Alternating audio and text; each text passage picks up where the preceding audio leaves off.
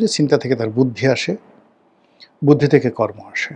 তো আমাদের এই চিন্তার জগতে আনপ্রেডিক্টেবল চিন্তার কারণে আমাদের যে কোনো কর্ম, সেই কর্মের ধারাবাহিকতা আমরা গত ২ বছরে রাখতে পারিনি।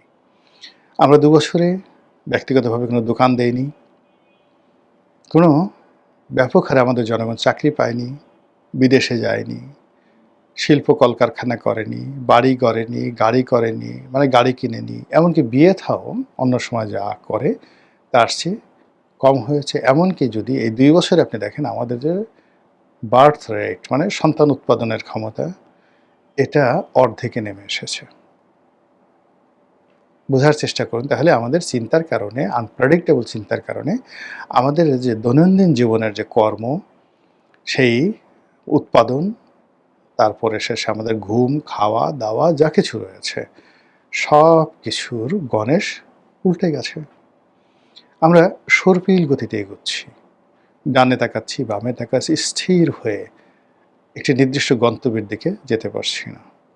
ফলে সব কিছু এলোমেলো হয়ে গেছে। এরপর আসুন আমাদের স্বপ্ন। এই মুহূর্তে আমাদের কোনো স্বপ্ন নেই। স্বপ্নের গণেশ উল্টে গেছে।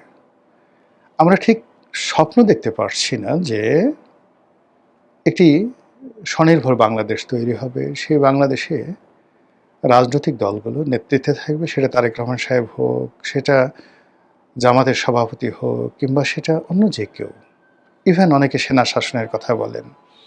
সেটা জেনারেল ওয়াকারুজ্জামান বা অন্য কোনো জেনারেল আসুক, তারা সামরিক বাহিনীর মাধ্যমে দেশকে সেই অতীতের এরশাদের মতো করে শাসন করবে। এরকম কোনো একটা চিন্তাতে, কোনো একটা পরিকল্পনাতে, কোনো একটা স্বপ্নে আমরা বিভোর হয়ে ২৪ ঘন্টা স্থির থাকতে পারছি না। এমনকি নিজের ঘরের মধ্যে আমরা যে সকল চিন্তা করছি, সে চিন্তার সমমনা একজন সিঙ্গেল লোককে আমরা পাচ্ছি না। সবাই বিচ্ছিন্নভাবে যার মতো ছুটছে।